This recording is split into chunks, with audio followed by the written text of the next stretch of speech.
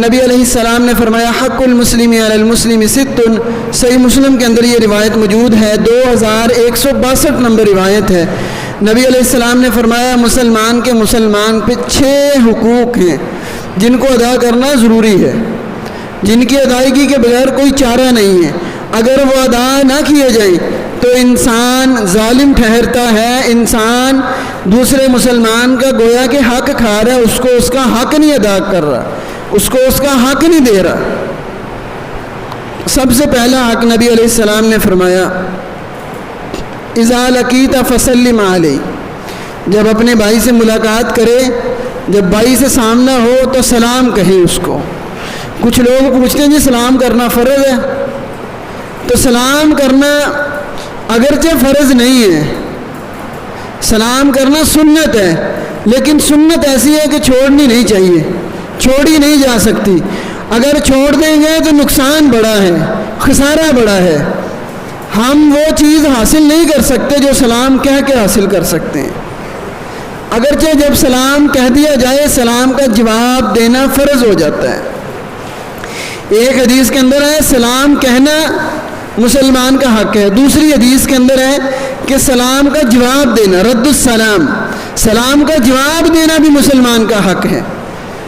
تو بخاری کے اندر رد السلام کے الفاظ ہیں، صحیح مسلم کے اندر اذا لقیت فسلم، یہ الفاظ ہیں کہ جب ملاقات کریں تو سلام کہیں۔ سلام کہنے میں بھی ہمیں کوشش پوری کرنی چاہیے کہ جب بھی ملاقات ہو پہلے سلام کہیں، بعد میں کلام کریں۔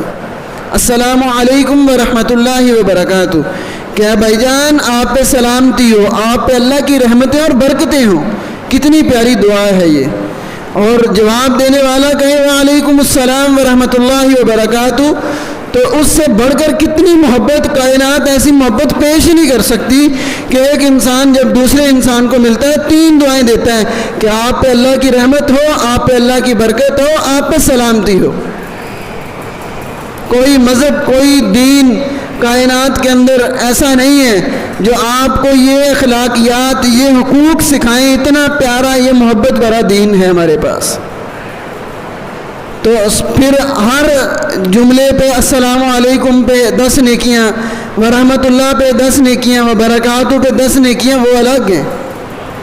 اور جب ایک مسلمان دوسرے مسلمان کو دعا دیتا ہے تو آپ کو پتہ ہے ایک فرشتہ اللہ رب العزت کی طرف سے مقرر ہوتا ہے جو کہتا ہے یا اللہ جو اس نے اپنے بھائی کے لیے مانگا، جو اس نے اپنے بھائی کے لیے دعا کی، یا اللہ تو اس کے حق میں بھی قبول فرما، یہی چیز اس کو بھی دے دے۔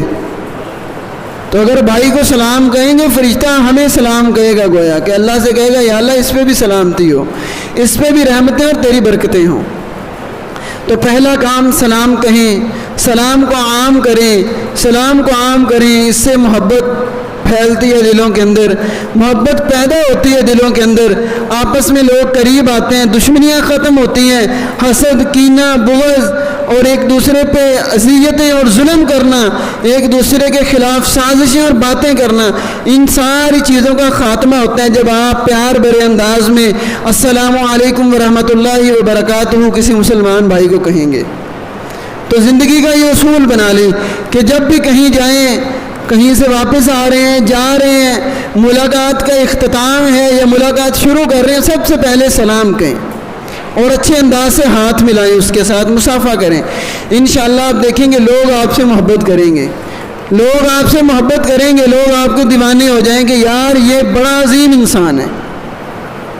اور دوسرا کام نبی علیہ السلام نے فرمایا وَإِذَا دَعَاكَ فَأَجِبْهُ، جب کوئی مسلمان کسی مسلمان کو دعوت دے، اس کو کھانے پہ بلائے یا ویسے اس سے کسی بھی چیز کی اسے دعوت دے، اچھائی کے کام کی، تو اسے دعوت قبول کرنی چاہیے۔ مثال کے طور پہ کوئی بھائی کہتا ہے بھائی جان آئیں آپ کو کھانا کھلاتے ہیں، یا مثال کے طور پہ کوئی کہتا ہے بھائی جان آئیں نماز پڑھنے جاتے ہیں، تو یہ بھی دعوت ہے، یہ بھی قبول کرنی چاہیے، صرف کھانے کی دعوت ہی نہیں قبول کرنی چاہیے۔ تو اگر کوئی دعوت نہیں قبول کرتا تو نبی علیہ السلام نے اس آدمی کے لیے فرمایا وَمَن لَّمْ يُجِبِ الدَّعْوَةَ فَقَدْ عَصَى اللَّهَ عَزَّ وَجَلَّ وَرَسُولَهُ، صحیح مسلم کے اندر یہ روایت 1432 نمبر روایت موجود ہے کہ جو بندہ وَمَن لَّمْ يُجِبِ الدَّعْوَةَ، جو بندہ کسی مسلمان کی دعوت نہیں قبول کرتا فقد عصى اللہ عز وجل ورسولہ، اس نے اللہ کی بھی نافرمانی کی اور نبی علیہ الصلاۃ والسلام کی بھی نافرمانی کی۔ اور پتہ ہے جو اللہ اور اس کے رسول کی نافرمانی کر دے، قرآن ان کے بارے میں کیا کہتا ہے؟ وَمَن يَعْصِ اللَّهَ وَرَسُولَهُ فَقَدْ ضَلَّ ضَلَالًا مُبِينًا، جو اللہ اور اس کے رسول کی نافرمانی کرے وہ دور کی گمراہی میں چلا گیا، وہ کھلی گمراہی کے اندر ہے، وہ بندہ گمراہ ہو گیا، یعنی وہ اپنے دین سے، اپنے راستے سے ہی ہٹ گیا، اس نے اتنا برا کام کیا اللہ اور اس کے رسول کی نافرمانی کر کے۔ تو ہمیں دعوت کو قبول کرنا چاہیے، کوئی امیر دعوت دے، غریب دے، ماڑا بندہ دے، جیسا بھی آدمی ہو اس کی دعوت کو قبول کرنا چاہیے۔ ہاں ان دعوتوں پہ نہیں جانا چاہیے جو شریعت کے منافی اور مخالف ہیں۔ کسی ایسے ولیمے میں دعوت مل گئی جہاں میوزک ہے، جہاں بے حیائی ہے، فحاشی ہے، بے پردگی ہے، تو ہمیں وہاں پہ نہیں جانا چاہیے، شریعت خود روکتی ہے۔ کوئی ہمیں دعوت دیتا ہے جی برتھ ڈے کا کیک کاٹنا ہے، تو ہمیں ایسی دعوت پہ نہیں جانا چاہیے۔ یہ کرسچنوں کے ساتھ جو ہے مشابہت ہے، کرسچن یہ کام کرتے ہیں مسلمانوں کو تو کرسچنوں کی، یہودیوں کی، عیسائیوں کی مخالفت کرنے کا حکم دیا اللہ تعالیٰ نے، اور ہم ایسے کاموں پہ بڑی ہمت کے ساتھ شریک ہوتے ہیں، اچھے کاموں پہ ہم سے شریک نہیں ہوا جاتا۔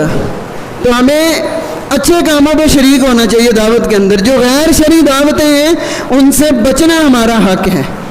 اسی طرح تیسرا حق نبی علیہ السلام نے فرمایا وَإِذَا اسْتَنصَحَكَ فَانصَحْ لَهُ، ایک مسلمان آپ کو اچھا سمجھتے ہوئے، آپ کو بہتر سمجھتے ہوئے، آپ کو اپنا خیر خواہ سمجھتے ہوئے، آپ کو اپنا دوست اور رفیق سمجھتے ہوئے آپ کے پاس آتا ہے اور کہتا ہے بھائی جان میں نے یہ کام کرنا ہے، مجھے اس کے بارے میں کوئی مشورہ دے، تو آج کا مسلمان پتہ ہے کیا کرتا ہے؟ اس کو کوئی الٹا ہی مشورہ دینا ہوتا ہے جس کے اندر اس بیچارے کو مار پڑے، اس کو نقصان ہو، وہ ذلیل اور خوار ہو۔ حالانکہ نبی علیہ السلام نے فرمایا جب کوئی تم سے نصیحت حاصل کرے، کوئی مشورہ مانگنا چاہے تو اس کو اچھا، بہترین، مفید مشورہ دینا چاہیے جس کے اندر اس آدمی کے لیے فائدہ ہو۔ اور دوسرے الفاظ میں نبی علیہ السلام نے فرمایا الدین النصیحہ، دین ہے ہی خیر خواہی کا نام۔ اگر آپ کسی کی خیر خواہی نہیں کر سکتے تو یقین کیجئے ہم نہیں سمجھتے کہ آپ کے اندر دین کا رتی بھی موجود ہے۔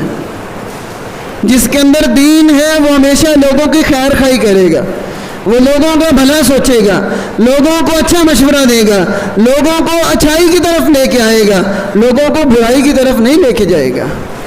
تو ہمیں جب بھی کوئی مسلمان مشورہ مانگے، دشمن بھی یار کیوں نہ ہو، ہمارا شریکہ بھی کیوں نہ ہو جس کو ہم بڑا دشمن سمجھتے ہیں، تو ہمیں ان کو بھی اچھا ہی مشورہ دینا چاہیے۔ یہ بڑے دل کی علامت ہے، بڑے ذہن کی علامت ہے، بڑے آدمی کی یہ نشانی ہے کہ وہ ہمیشہ اچھا مشورہ دے گا، کسی کو مس گائیڈ نہیں کرے گا، کسی کو برا مشورہ نہیں دے گا۔ کیوں؟ اس میں نقصان ہوتا ہے، اور معاشرے کے ایک فرد کا نقصان پورے معاشرے کا نقصان ثابت ہوتا ہے۔ ایک پاکستانی کا نقصان اصل میں پاکستان کا نقصان ہے، ایک مسلمان کا نقصان اصل میں پوری امت کا نقصان ہے۔ یہ میرا دین مجھے سکھاتا ہے، کیونکہ نبی علیہ الصلاۃ والسلام نے فرمایا المؤمن للمؤمن کالبنیان، نبی علیہ السلام نے فرمایا ایک مومن دوسرے مومن کے لیے عمارت کی طرح ہے، ایک بلڈنگ کی طرح ہے، یشد بعضہ بعضا، جس کا ایک حصہ، جس کی ایک اینٹ دوسری اینٹ کو قائم رکھے ہوئے ہے۔ عمارت ایسے ہی ہوتی ہے، ایک دیوار دوسری دیوار کے لیے سہارا ہوتی ہے، ایک اینٹ دوسری اینٹ کے لیے سہارا ہوتی ہے۔ اکیلی دیوار، اکیلی چھت یا اکیلی دیواریں چھت کے بغیر اس کو کوئی بلڈنگ، کوئی عمارت نہیں کہتا، اور نہ ہی وہ قائم دائم اور مضبوط ہوتی ہے۔ مسلمان مضبوط ہوتا ہے اپنے مسلمان بھائی سے، اگر وہ پوری اس کو ہمت، طاقت اور اس کے ساتھ کندھے کے ساتھ کندھا ملا کے کھڑا ہو، اور اگر اس کو دھکے دینے والا ہو تو پھر اسلام اور مسلمان ہی کمزور ہوتے ہیں۔